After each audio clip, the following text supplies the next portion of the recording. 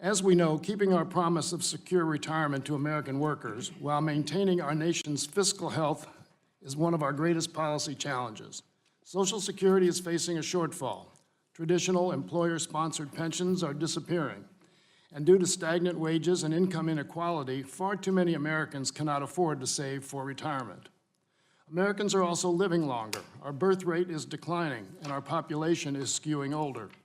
This perfect storm of changing demographics and its inescapable mathematical reality threaten to upend the promise of a secure retirement for millions of Americans, and the problem grows more pressing by the day. By 2035, Americans aged 65 years and older will outnumber children under the age of 18 for the first time in history. More than 63 million Americans are already receiving Social Security benefits, and every day, an additional 10,000 baby boomers reach eligibility.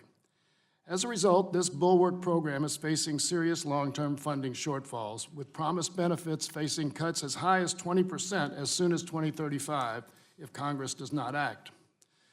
Cuts of this level would be devastating for the individuals who rely on Social Security. Since its inception in 1935, the program has been a pillar of retirement security, but it was never meant to be seniors' primary source of income. However, today, half of seniors receive at least half of their income from Social Security, and 1/5 receive 90% or more of their income from the program.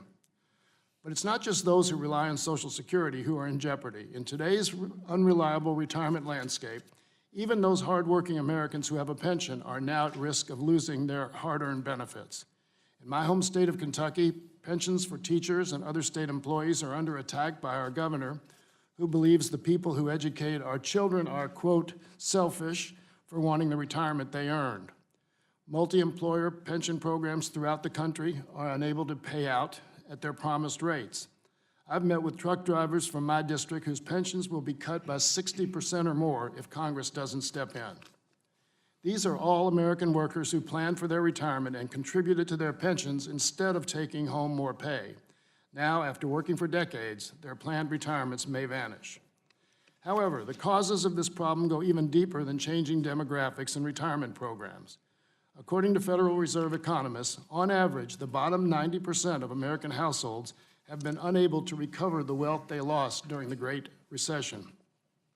Wage gaps and systemic income inequality are unfairly capping lifetime earnings and savings opportunities for millions of American workers, particularly women and minorities.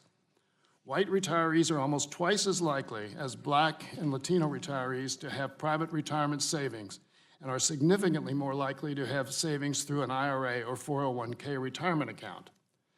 Longer life expectancies and gender pay disparities make women more economically vulnerable than men, with women aged 65 and over being 80% more likely to be impoverished than their male counterparts. Meeting this fiscal challenge will require a clear-eyed acceptance of the demographic realities and a willingness to responsibly raise more revenue over time. Immigration reform could make significant inroads in alleviating some of our demographic challenges. It is also likely the only realistic solution for addressing lower birth rates, which slow the growth of our labor force and economy and put even greater pressure on federal budgets. I hope to discuss immigration today, but we'll definitely review it in detail at an upcoming hearing on the issue. It's also important to note that the Trump tax cuts enacted last year have made this situation more complicated. These tax cuts blew a massive $1.9 trillion hole in our deficits, and as a result, our Republican colleagues have called for extreme cuts to insurance programs, including Social Security and Medicare.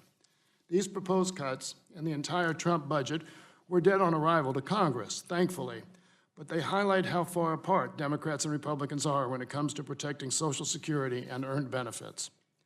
Congress has a responsibility to act and honor the promise of retirement security, but we have a long way to go before we can enact the smart and multifaceted approaches that can close the retirement gap without sacrificing our nation's fiscal health or harming current or future retirees. It is my hope that this hearing will help advance that process.